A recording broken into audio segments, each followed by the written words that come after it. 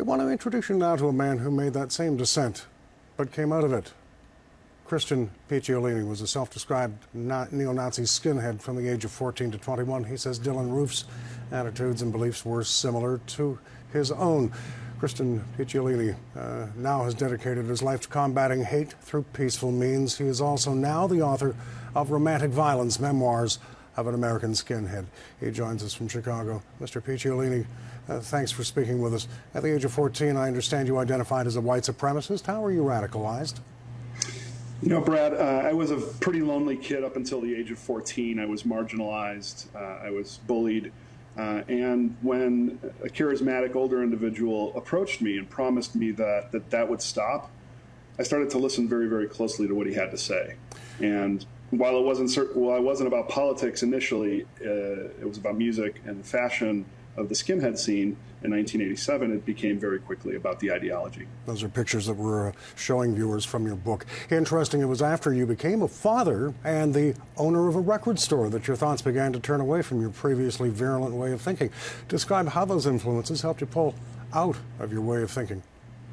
Well, in 1994, I opened a record store in Chicago with the intent of selling white power music that I was importing from all over the world. This was largely pre-internet.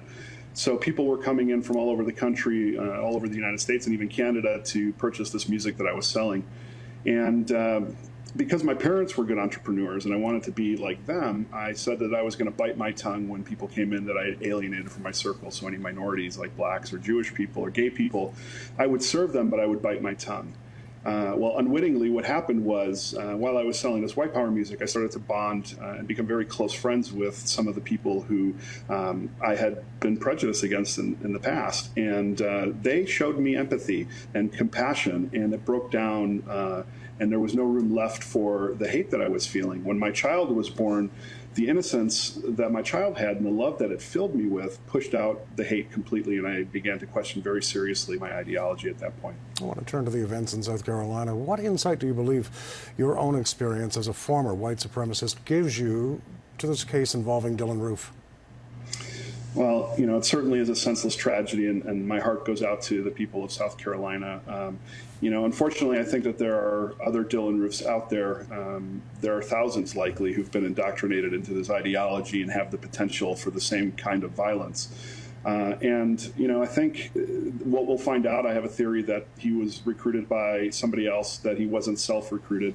And that he felt trapped. He felt that he was being marginalized, and because of that fear of not understanding something, the minorities that he was speaking against, that fear turned into hate, and it's an unfortunate situation. Christian Picciolini, a former white supremacist and now author of the book Romantic Violence, Memoirs of an American Skinhead, speaking with us from Chicago this afternoon. Mr. Picciolini, thanks very much indeed for this. Thank you, Brad.